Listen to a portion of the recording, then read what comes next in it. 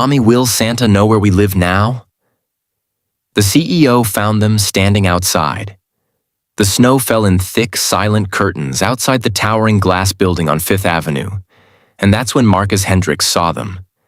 A young woman with hollow cheeks and exhausted eyes, clutching a small boy who couldn't have been more than 5 years old. They were huddled against the cold stone exterior of his corporate headquarters, the child's red sweater doing little to shield him from the biting December wind. What stopped Marcus mid-stride wasn't just the sight of them shivering in the Manhattan cold. It was the cardboard sign propped against the woman's knees that read in shaky handwriting, "Anything helps. Just trying to give my son Christmas." Marcus had built Hendricks Global from nothing, clawing his way up from a childhood spent in foster care to becoming one of the youngest CEOs in New York's financial district. He'd trained himself to walk past suffering, to compartmentalize, to focus on profit margins and quarterly reports. But something about the way that little boy looked up at his mother, his innocent face full of trust despite their circumstances, shattered every wall Marcus had carefully constructed around his heart. If you believe in the power of kindness and second chances, please like this video, share it with someone who needs hope today, and subscribe to our channel. Your support helps us bring more stories of compassion into the world. The woman noticed Marcus staring and immediately looked down, her arms tightening protectively around her son.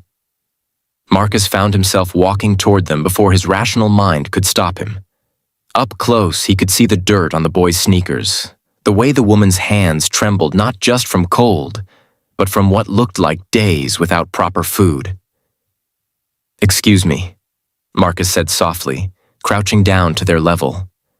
The woman's green eyes flickered with fear and something else. Shame, perhaps, or the exhaustion of someone who'd fought too long and too hard. "I don't want any trouble," she whispered, her voice hoarse. "We'll move if you want. I know we shouldn't be here." The little boy pressed closer to his mother, and Marcus noticed a small stuffed reindeer clutched in his tiny hands, its antlers bent and fabric worn from what must have been years of constant companionship. "What's your name?" Marcus asked the boy gently.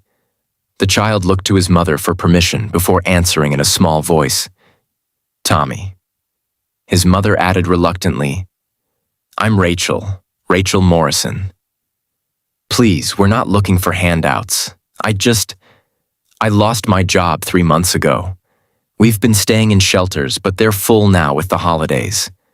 I'm trying to find work, but nobody wants to hire someone without an address, and I can't get an address without money for a deposit."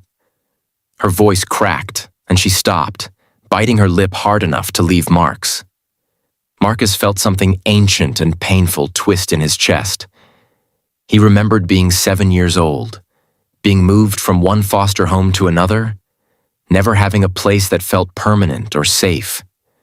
He remembered the caseworkers with their pitying looks and their clipboards, shuffling him through a system that saw him as a case number rather than a child. "When did you last eat?" he asked. Rachel's silence was answer enough. Tommy piped up with heartbreaking honesty. "Mommy gave me her sandwich yesterday. She said she wasn't hungry, but I think she was." Marcus stood up, his mind already racing through logistics. "Come with me," he said, extending his hand.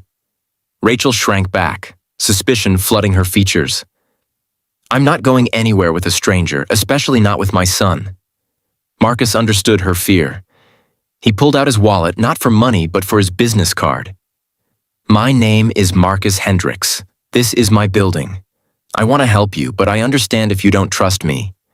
At the very least, let me buy you both a hot meal. There's a cafe right across the street. Public place. Lots of people around." Something in Marcus's eyes must have convinced her, or perhaps it was simply that she was too tired and too hungry to refuse anymore. They sat in the warm cafe as Rachel and Tommy devoured sandwiches and hot chocolate with a desperation that made Marcus's throat tight. As they ate, Rachel told her story in fragments between bites. She'd been a medical assistant at a clinic in Brooklyn until the practice closed suddenly. Her landlord evicted her when she couldn't make rent. Her family was gone, her parents dead, no siblings, and Tommy's father had disappeared before the boy was even born. She'd tried everything: temp agencies, food banks, welfare offices with their endless paperwork and longer waiting lists. "Tommy asked me yesterday if Santa would know where to find us since we don't have a house anymore," Rachel said, tears finally spilling down her cheeks. "And I didn't know what to tell him. How do you explain to a 5-year-old that there might not be any presents this year? That we might spend Christmas in a shelter if we're lucky enough to get a spot?"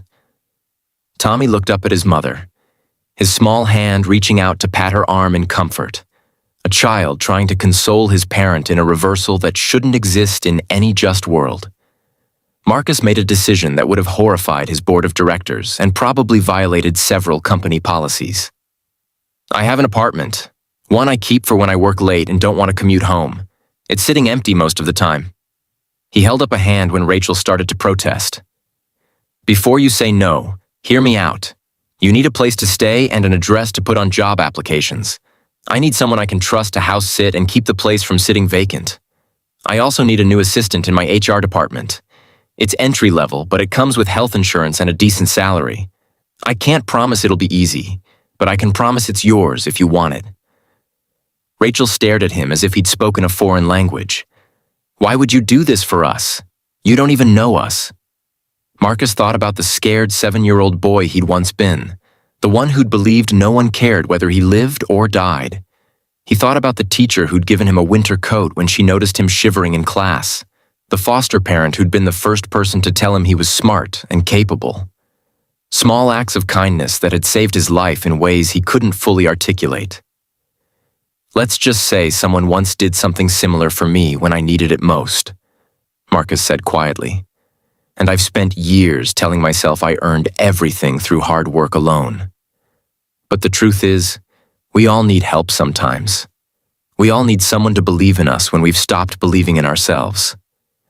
If this story has touched your heart in any way, please take a moment to like this video and share it with others. Sometimes the stories we need to hear most are the ones about ordinary kindness in an often harsh world. And please, leave a comment below telling us about a time someone showed you unexpected kindness. That Christmas, Tommy got his presents, not from Santa, but from a CEO who remembered what it felt like to have nothing. Rachel started her new job on January 2nd, working harder than any employee Marcus had ever hired, determined to prove she deserved the chance she'd been given. The apartment became their home, and over the months that followed, Marcus found himself stopping by more often than necessary, ostensibly to check on things, but really to see Tommy's gap-toothed smile and hear Rachel's laugh as she slowly rediscovered joy.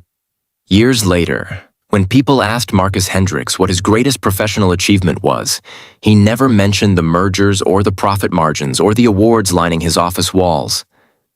He thought instead of a snowy December evening and a little boy in a red sweater who'd reminded him that success meant nothing if you couldn't extend a hand to someone struggling in the cold. Because sometimes the most important thing a person can do isn't building an empire. It's simply stopping to notice those standing outside, hoping someone will finally see them and invite them in. Please comment below, #KindnessMatters if you believe in helping others, and share this story to spread hope this season.